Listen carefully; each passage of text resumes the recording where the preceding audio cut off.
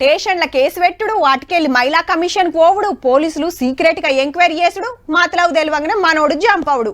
Separate టీములు పెట్టి పుణుకులాడు. 3-4 రోజుల సంధి గిదే నడిచిందబ్బా. ఆడిపోయిందట, ఈడిపోయిందట అని వార్తలు వచ్చినాయి. ఏ తప్పు చేయకుంటే గట్లెట్ల పరారైతాడని మహిళా సంఘాలు గట్టిగానే అరుచుకున్నాయి. ఇక ఆఖరికి దొరకబట్టి పట్నం తీసుకొచ్చిండ్రు. మరి ఇయాలేం జరిగిందంటే,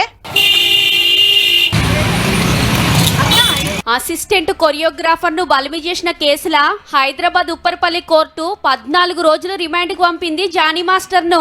చక్కగా చెంచల్గూడ జైలుకు తీసుకొచ్చిర్రు పోలీసులు. నిన్న గోవాలో అరెస్ట్ చేసి ఆడ లోకల్ కోర్టుకు తీసుకుపోయి అటుకెళ్లి కంప్లైంట్ వచ్చిన నార్సింగ్ పోలీస్ స్టేషన్ కు పట్టుకొచ్చిర్రు. ఈడికెళ్లి రాజేంద్రనగర్ క్రైమ్ పోలీస్ స్టేషన్ లో పెట్టి ఎంక్వైరీ చేసిర్రట. అయితే 4 ఏళ్ల కిందనే బొంబాయి హోటల్లో బలిమి చేసినట్టు జానీ మాస్టర్ ఒప్పుకున్నాడని రిమాండ్ రిపోర్టులో పెట్టిండ్రు పోలీసులు. 4 ఏళ్ల సంధి సతాయిస్తున్నాడట. సారు భార్య సుత బెదిరించిందని కోర్టుకు చెప్పిర్రు.